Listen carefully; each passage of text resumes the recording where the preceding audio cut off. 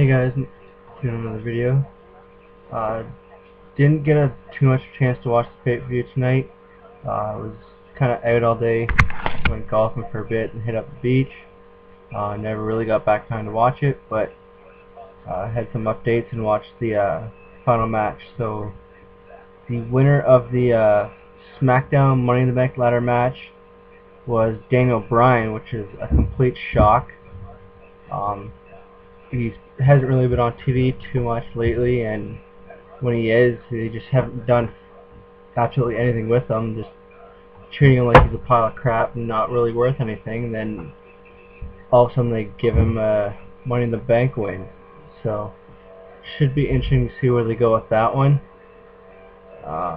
So hopefully we'll get to see him and Christian kind of feud, or him and Orton feud a bit. Then there was the Divas Championship, which is probably not the most interesting match of the night. Probably one of the worst ones from what I hear. Anyways, the winner was Kelly. She retained over Brie Bella. Kind of getting sick of those matches. They need to start doing something more with the Divas. Then there was Big Show versus Mark Henry. Mark Henry beat the Big Show. Don't know where this has come from. Mark Henry, they haven't done anything with him in years. I guess they're trying to get some big guys up on SmackDown to start main eventing and everything. So you got Mark Henry over Big Show. In the Raw Money in the Bank match, we had, as I figured, and I'm sure everyone else figured, we have Del Rio winning that one. Should be interesting to see where they go with this. Hopefully, everyone's saying that it's going to be a Del Rio Cena feud starting up soon, and hopefully ending at SummerSlam or continuing at SummerSlam and on afterwards.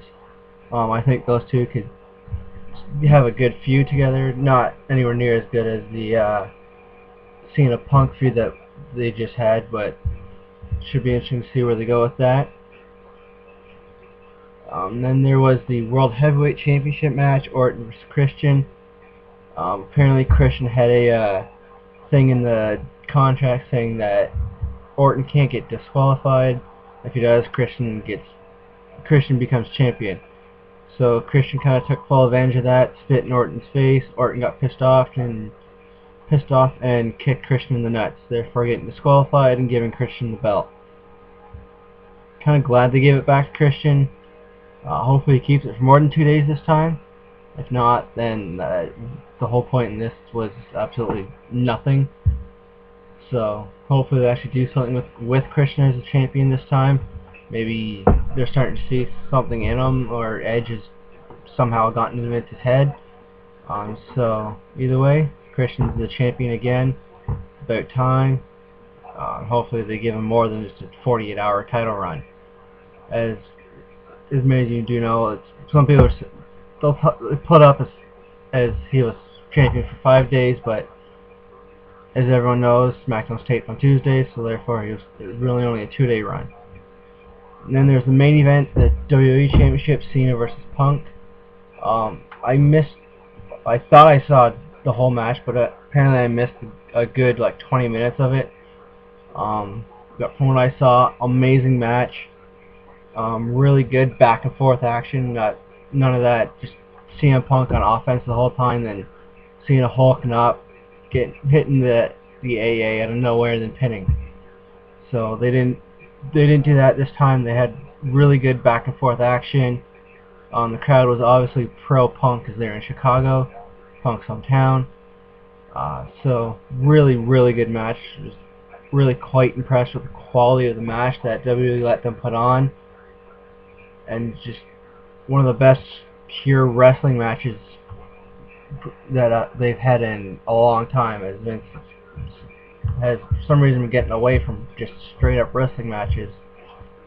At one point they even had Punk reverse the STF into the Anaconda Vice.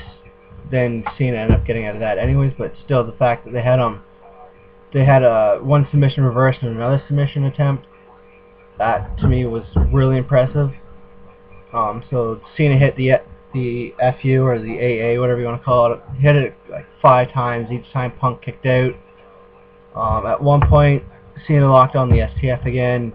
Vince came out with, I can't remember the guy's name, but it ends up he's Animal Road Warrior Animal's son.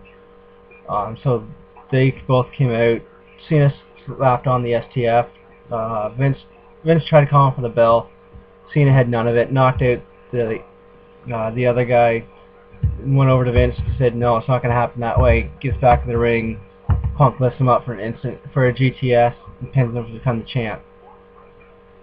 So after that, Vince was furious, of course, and so he went over, went on the headsets, demanded Del Rio to come out, demanded him to cash in the Money in the Bank championship and take the title off of Punk. As soon as Del Rio hit the ring, he got kicked in the head and knocked out. And the bell never rang, so therefore the match never started. So Del Rio never cashed in, so he still has the Money in the Bank. And then Punk took the belt, ran up into the crowd, stood there holding the belt up for a bit, then went in the back, and then pay-per-view went off the air. So I think it had to have been one of the way better pay-per-views in a long time, like best one of this year. So hopefully they continue on with some good pay-per-views. Next up, I think, should be SummerSlam, if I'm not mistaken, in Los Angeles. So hopefully they do a good build-up to that, like they did to this one. Should be interesting tomorrow night on Raw to see what they do with the WWE title with Punk. Obviously, if he won it and the pay-per-view went off the air with Punk still champion, that clearly means he has signed some sort of deal, some sort of contract to stay in WWE for right now, even as like a day-to-day type of thing. So should be really interesting to see where they go with this and what happens tomorrow night on Raw. Whether they give it right back to Cena, or maybe they'll give it to Del Rio, or should be really interesting. Anyways, a little bit off topic. Never really going to start talking about sports and that a bit more too. But another thing that surprised me was the Blue Jays. They took 2 from 3 from the New York Yankees. That was really shocking to me, as the Jays just never seem to be together and with it a whole lot, like all the time. They're not very consistent lately the past few years. So it was good to see them take 2 from 3 from the Yankees, especially the New York Yankees. They're one of the better teams in the MLB recent history. So hopefully they continue their high and use this as a bit of momentum. No more news right now on the NFL. 2 sides should be meeting soon, so it looks like we might have a season after all. NHL should start. Well, preseason should start up next couple months. Looking forward to that. So hopefully the Leafs, they got a couple big signings, nothing too huge. So hopefully the guys that they picked up, hopefully they'll do something and just they'll click really well with the team and we'll make the playoffs this year. I'm not counting on it though. Anyways, that's it for me. I'll see you guys later.